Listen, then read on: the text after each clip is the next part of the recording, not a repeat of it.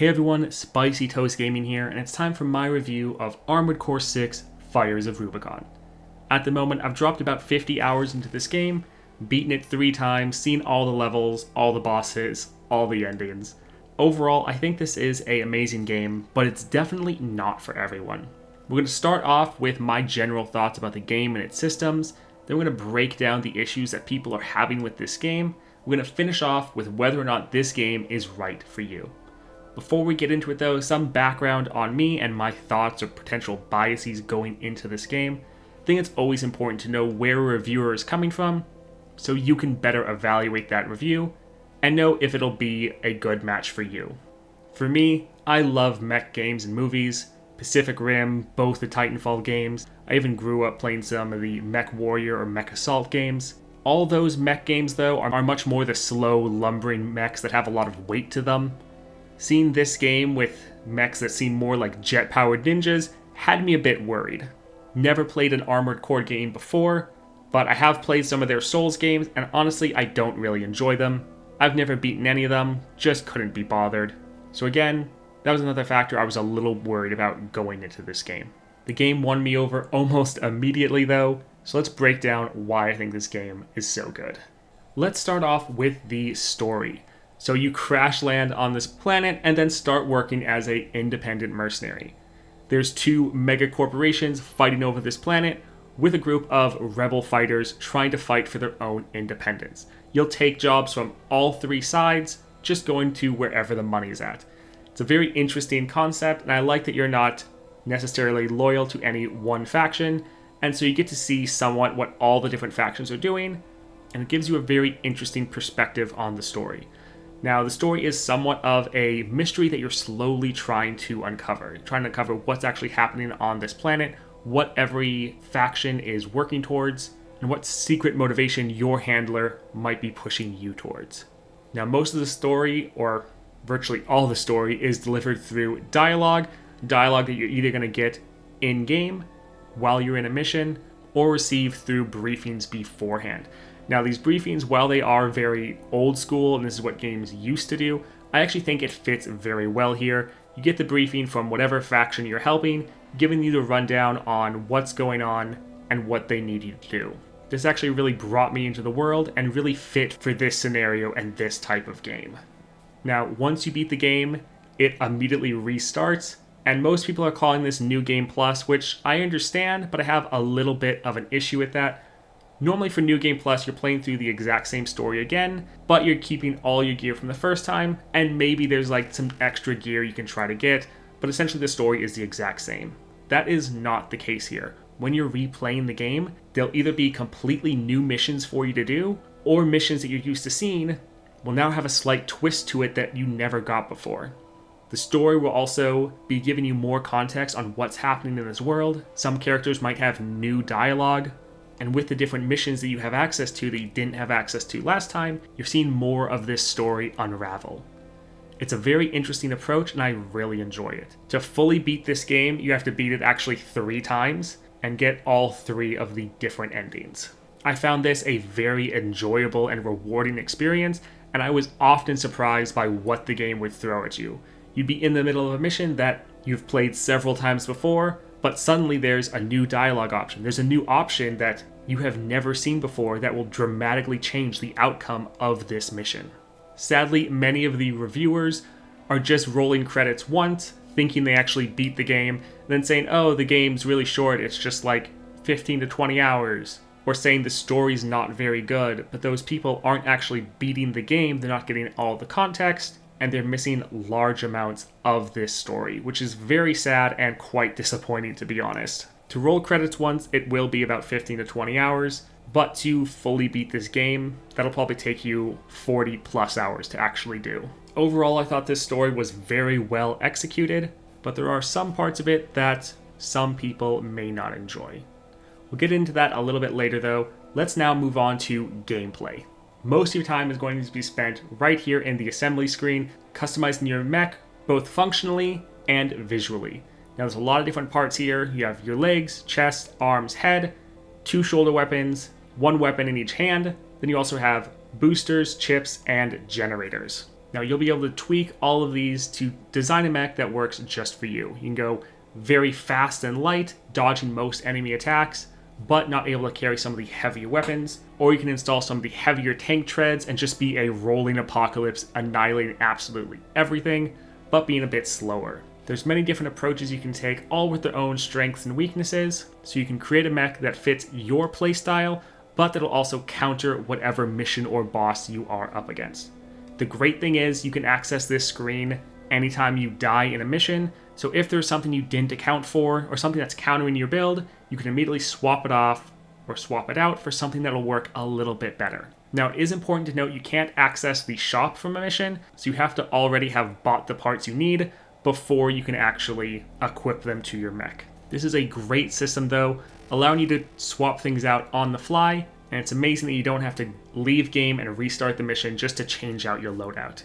If you need to, you can even clear through a mission with one loadout, and if you get to the boss and die, you can then swap out your build for something that will work better for that boss specifically. Now, the game does have decent checkpoint system, including before every boss fight, and they also have refill stations before the boss fight, so you can always approach them with full health and full ammo. The game does have ammo for all the different weapons, and that is something you do need to take in mind when making your build. It's often not smart to just have all these big, heavy-hitting weapons.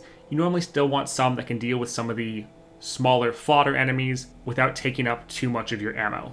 At the end of the mission, you will be charged for repairing your mech as well as on your ammo consumption. So throughout a mission, you do want to be trying to take as little damage as possible and defeating enemies as efficiently as possible so you have the biggest payout possible. I think this is a pretty fun approach and never really got frustrating. It was just a way to slightly incentivize you to try to play better. Now, the boss fights here are very enjoyable and interesting, and I found each one rather approachable. Even for the final bosses, you're never going to get one shot here. Yes, they will have some pretty heavy hitting attacks, but you still have to get hit many times before you'll actually die. And your health kits are quite effective, normally healing you 50% or more of your current health. And then if you ever die in a boss fight, again, you can immediately go into that assembly screen, swap out some items to better face your enemy. Different bosses have different weaknesses. Some of them are a bit bigger and slower, and so you can use some of your harder hitting weapons that you know they won't be able to dodge. And then against some of these smaller targets, you're really going to want to swap things out because most of those big heavy weapons aren't even going to be able to hit the boss.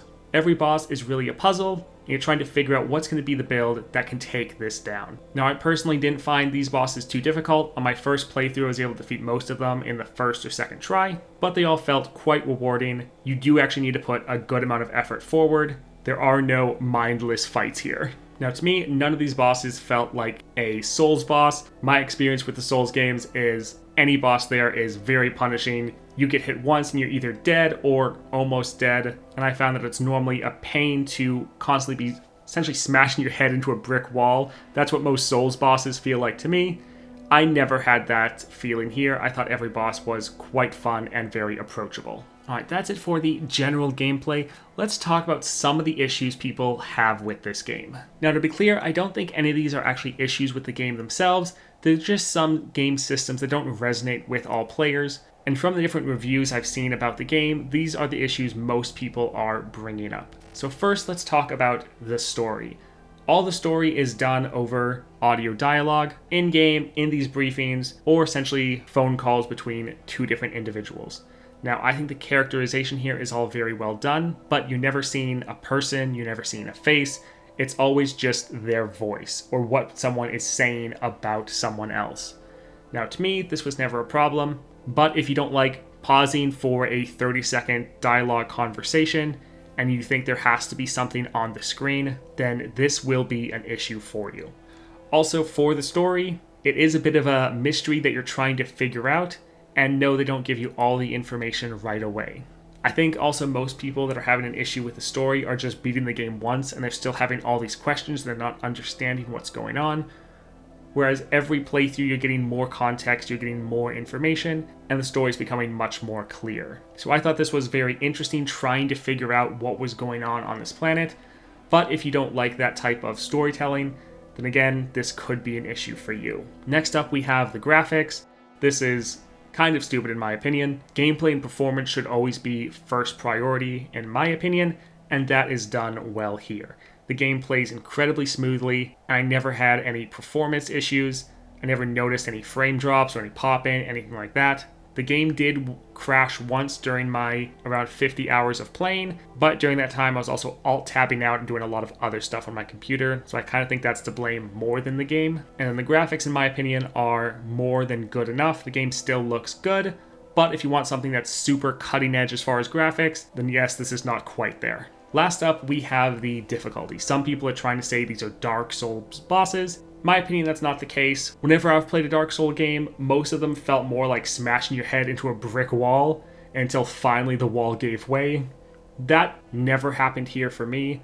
I thought all the bosses were much more approachable. The fact that you can immediately swap out your build and do something completely differently every time you die to better approach each fight, and the fact that you start every fight with full ammo, full health, and there's a checkpoint right before it, so you don't have to do anything, you just immediately get back into the fight. I thought these were all very approachable and not nearly as punishing as Dark Souls bosses.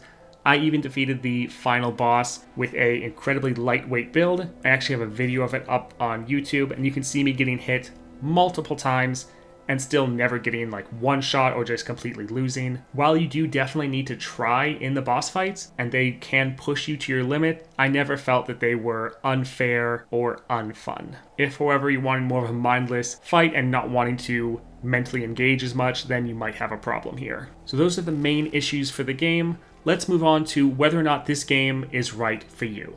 I think an easier way to answer this question would first just be talking about who shouldn't get this game. Number one, if graphics are the most important thing to you, then yes, stay away from this game. Graphics are not the most important thing in this game. They prioritize gameplay and performance first.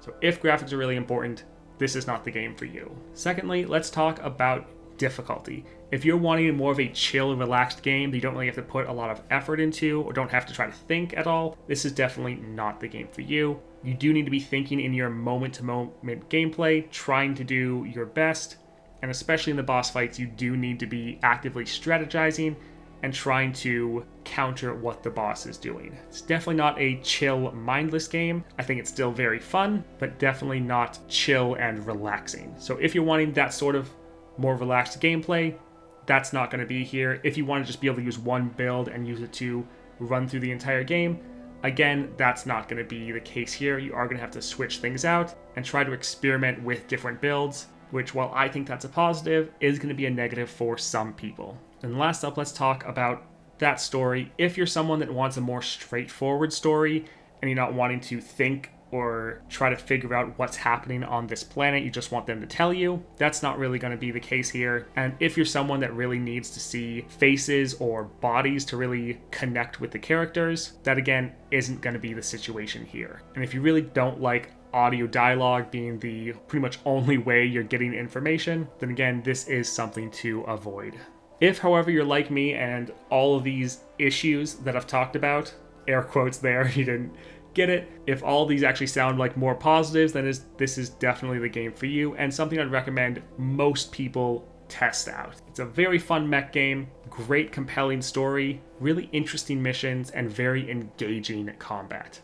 Alright, that's it for the review. If you enjoyed it, definitely like and subscribe. Also, I will be having a longer form conversation about this game, actually with my wife, planning on doing that over the weekend, somewhat in more of a podcast format. So if you want to see that, definitely hit that subscribe button, maybe hit that notification bell so you get notified when that goes live. Alright, I hope you enjoyed the video and I hope you have a great day.